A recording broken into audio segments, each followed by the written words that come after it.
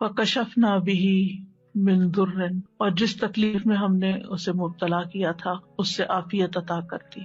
وآتیناہ اہلہ ومثلہم معہم، اور جس طرح انہیں پہلے اللہ تعالیٰ نے اہل و عیال اور مال و دولت اور صحت اور عافیت عطا کی تھی، وہ سب چیزیں اللہ تعالیٰ نے لوٹا دی، بلکہ اور بھی زیادہ عطا کی.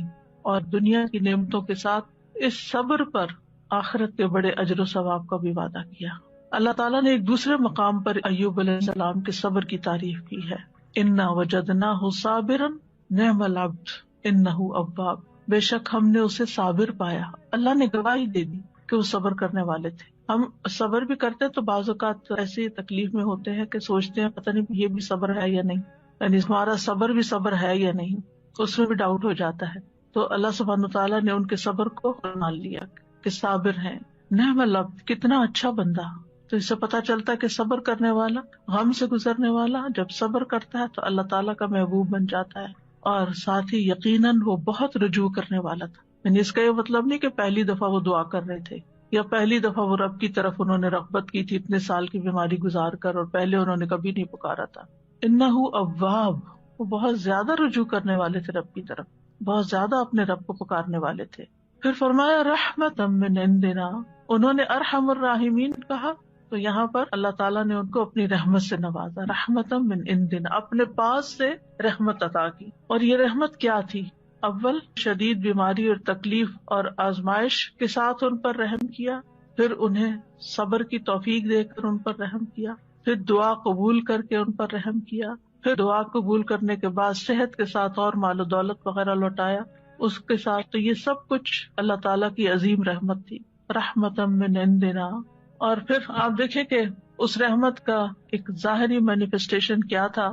ابو ہریرہ رضی اللہ عنہ روایت کرتے ہیں کہ نبی صلی اللہ علیہ وسلم نے فرمایا، ایک بار ایوب علیہ السلام برہنہ غسل فرما رہے تھے کہ سونے کی ٹڈیاں آپ پر گرنے لگی، یعنی جیسے بارش ہوتی ہے.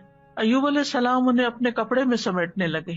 ان کے رب نے انہیں پکارا کہ اے ایوب، کیا میں نے تمہیں اس چیز سے بے نیاز نہیں کر دیا جسے تم دیکھ رہے ہو؟ یعنی مجھے معلوم ہے کہ تمہارے دل میں اس کی کوئی لالچ نہیں، کوئی رغبت نہیں، تمہیں اس کی ضرورت نہیں، تمہارے پاس اللہ نے پہلے سے ہی بہت کچھ عطا کر دیا ہے، تو تم پھر کیوں یہ سمیٹ رہے ہو؟ ایوب علیہ السلام نے جواب دیا، ہاں تیری بزرگی کی قسم، لیکن تیری برکت سے میرے لیے بے نیازی کیسے ممکن ہے، یعنی اس سے میں بے نیاز نہیں ہو سکتا.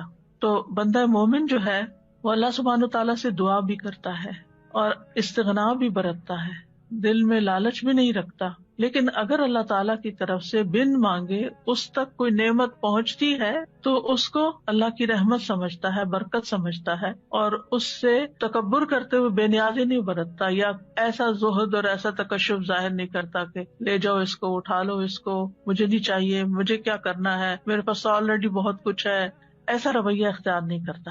یہ بھی شکر گزاری کا ہی ایک انداز ہوتا ہے.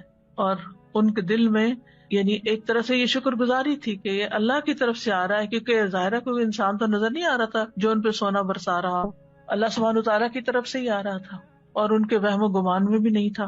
اور جو چیز کسی لالچ اور کسی حرص کے بغیر انسان کے پاس آتی ہے تو اسے اللہ سبحانہ تعالیٰ کی ایک نعمت سمجھ کر شکر گزار ہونا چاہیے بندے کو. وَذِكْرَىٰ لِلْعَابِدِينَ، اور عبادت گزاروں کے لیے ایک نصیحت ہے اس واقعے میں. یعنی عموماً جو عبادت گزار لوگ ہوتے ہیں اگر ان کی دعا قبول نہ ہو تو بعض اوقات وہ مایوس ہونے لگتے ہیں، اتنی دعا کی پھر کچھ نہیں ہوا.